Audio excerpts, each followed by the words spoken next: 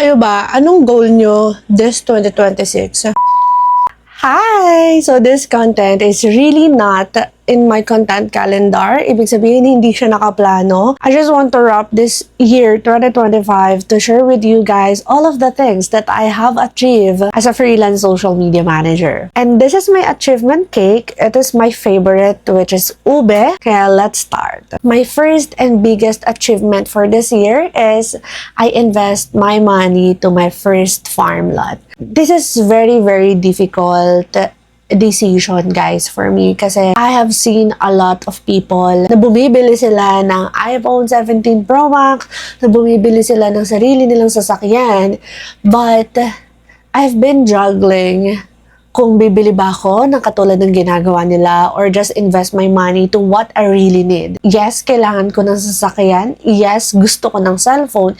Pero that's not something worth investing talaga na kailangan ko in the future. Kasi my plan is to retire as early as I can. Kung 27 years old, makapag-retire ako, why not, diba? And my second achievement is that I built 6 different savings account or funds. Pinakamahirap din talaga to. Kasi last year, sobrang wala akong funds. And we know naman, as a freelancer, unstable income. Kaya having emergency funds, travel funds, or any different funds pa na kailangan nyo in life, start building it as long as you have enough money or enough income. If you guys are curious, I have emergency funds, I have retirement fund kasi nga gusto ko talaga mag-retire as early as I can. I also have investment fund, so doon ko kinuha yung farm lot ko. And I also have parents fund. So, hindi to alam ng parents ko. Kaya sana hindi nila mapanood. Charis. I also have travel fund. So, kung nakikita nyo, nagtitravel ako sa locally here in the Philippines, yes, hindi po naapektuhan nun ang savings ko because I have travel fund for that. So, meaning, I can do whatever I want sa travel na hindi naapektuhan lahat ng savings. Kaya, if gusto nyo din talaga umalis ng bansa or mag-travel, make sure that you have travel fund na hindi maapektuhan yung mga savings nyo. And lastly, I have my wants. So, wants fund siya. So, gusto ko magpa-LASIK, gusto ko ng kotse, gusto ko ng iPhone. So, those are the wants na gusto ko siyang kunin pero hindi pa dapat kasi I don't have enough funds for them. My next achievement is that I started saving for SS, Pag-ibig at PhilHealth. Ito yung sobrang hirap. Hindi ako naging employed sa corporate. Since 19 years old, I started my business. And since then, wala talaga nag-aasikaso ng Pag-ibig, PhilHealth at saka SS ko. Naging employed ako mga 2 months lang, pero hindi ko siya naasikaso din on that 2 months. Kasi nga, 2 months lang ako dun sa company na yon, call center siya, and work from home while I am running my physical store. Kaya, eto, napaka-achievement to sa akin, ang mag-save ng Pag-ibig, SS at saka PhilHealth. Kasi walang mag-aasikaso nun kung hindi ako. And my next achievement is I have explored social media management services. So when I say explore, meaning I am not only offering it internationally. So nakikita nyo, I travel a lot. We have travel account, yung sarili kong account or personal account ko, ginawa ko siyang travel account which I collaborate with accommodation. So yes, as a social media manager, and explore ko yung skill ko sa sarili ko or in-apply ko siya. And nakipag-collaborate ako sa mga accommodation where I create content for them, tapos libre yung stay, tapos binabayaran pa nila ako. And that's also one of the perks as a social media manager. If you really know how it works, pwede mo siyang gawin sa iba, definitely pwede mo din siyang gawin sa'yo. I actually invested to my Osmo Pocket 3. Ito ang gamit kong pag-film because of that.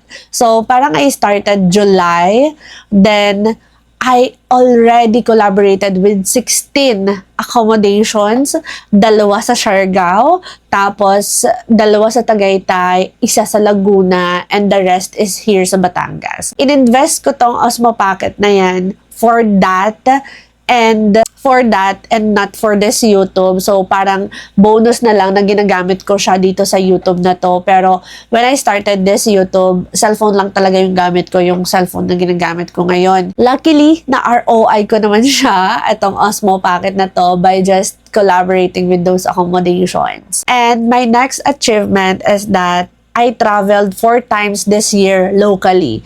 Yes, I prioritize traveling here sa local muna bago sa international. And actually, 5 nga dapat yan eh. Dapat pupunta kami ng Bohol, kaso hindi na namin nakaya, kaya 4 lang. Nakapag-book na kami ng ticket, kaso hindi na kami pumunta ng airport. So, sayang lang yung na-book namin ticket kasi non-refundable siya. Pero I am so happy na we are able to travel here locally using my travel fund. Super big achievement siya for me. And my next is, I am able to grow my clothing business despite being a social media manager, being a travel content creator, and also a business owner na nag-host din ng coaching session for social media managers. Ayan, nagkaroon din ako ng time to grow my clothing business. So right now, I am so happy ending this year. Pag-grow ko yung business ko just a little bit. Though for most of the months, hindi talaga ako nag-host ng collection kasi it's a lot para mag-host ng collection dito sa clothing business na to. Kaya if you guys are not aware of my clothing business, feel free to follow it on Instagram, ayan, at magpabudol na din kayo ng damit. And my biggest achievement then is that I lost 12 kilos this year. Ayan, super chubby ko talaga since I started freelancing. Kasi, syempre, nakaupo ka lang naman, kain ka ng kain, nandito ka lang sa bahay, 'di ba? So, I gained a lot of weight, tas may PCOS pa ako. I always crave for sweets, kaya sobrang big deal sa akin talaga ang mag-lost ng weight. And alam nyo ba, treadmill lang yan, walking lang yan. Kaya mag-invest na din kayo sa treadmill because I know, nararamdamin nyo na din sa katawan nyo na sobrang bigat, sobrang hirap kumilos. I know na kikita nyo siya sa mga content ko. And also, siguro, I can add that I am so confident with my body right now. Though confident naman ako before, it's just that I am more confident right now. And another achievement is I maintain good relationship with friends and my partner. 'Di ba? Even though always tayong nasa bahay, tapos sila may sarili silang mundo, of course, building their own empire or building their own dreams. I am so glad that they are always there pa din for me. Tapos may catch up pa din kami, and even though how busy we are, syempre may kanya-kanya naman tayong buhay, is that we are still bonding the same kung ano kami before. So I am glad na may friends pa din ako na ganyan. So syempre, layuan na natin yung mga toxic friends. Lalo na kung meron kayong toxic friends, iwan nyo na yan sa 2025 cherries. And lastly, healthy and happy family. It's a big achievement for me because since bata ako, 5 years old, nag-abroad si mama. Then dito lang kami nagsama-sama, complete. Kaya it's a big achievement na kompleto kami. And also, it is not achievement, but I am grateful for my dogs. Isama ko sila. Kasi, syempre, ilan silang dogs ko? 4 sila. May isa pa akong puppy. So, magiging 5 na yan kapag laki-laki ng puppy ko. Siyempre, I have lots of things that I'm doing as a social media manager kasi I have multiple clients. There are times na hindi ko na sila napapakain, late ko na sila nalalabas, hindi ko na sila naigagala. And I am so grateful that even though hindi ko sila masyadong nakikita, they are still there. And loyal pa din talaga sila and super sweet pa din nila. So, that's it, and I am so happy to end this 2025 with you guys. And hindi ko na-include dito is my achievement as I am also able to start this YouTube, and 1 year na siya, magto 2 years na siya next year, November. Kaya I hope to see you guys next year, 2026. Happy New Year and see you next year. Siyempre, hindi pwedeng hindi natin to kakainin. Kasi, favorite ko to eh. Happy New Year, guys! Client Dust for everyone sa 2026. Sana makuha nyo na yung premium client nyo na ititreat kayo ng ayos. Masarap kasi ito kasi yema cake to.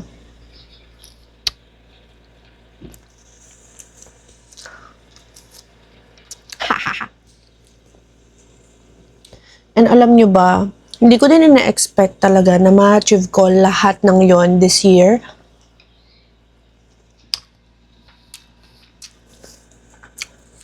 Kaya may advice for you guys. If you are really trying to achieve things, I would suggest na always nyo siyang i-imagine and always nyo siyang isulat. Kasi ako nag-journal ako, di ba? Always ko siyang gino-journal.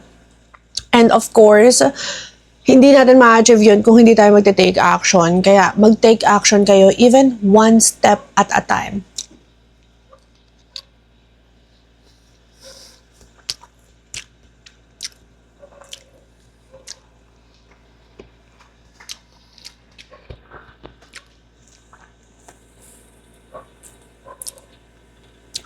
Kasi kapag na-imagine nyo yun, or kapag naisip nyo yun, or nabigay sa nyo yung opportunity na yun, ibig sabihin, that's really for you, at hindi yun ibibigay sa iyo ni Lord kung hindi siya para sa'yo.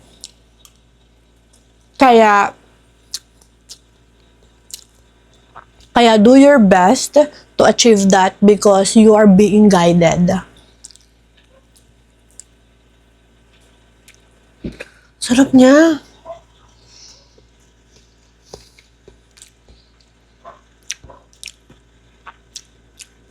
Promise.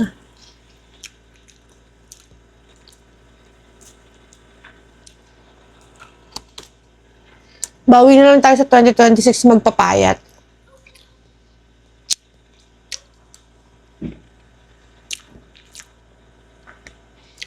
Kayo ba, anong goal nyo this 2026? Drop your goal this 2026 dyan sa comment section and balikan nyo to after a year. Malay mo, achieve mo na siya and I am waiting na sabihin nyo, Sharon, achieve ko na yung goal ko na sinulat ko dyan sa comment section sa YouTube mo. Dali! Mag-drop kayo sa comment section. And I am manifesting and rooting for you. Ayun lang. Bye-bye.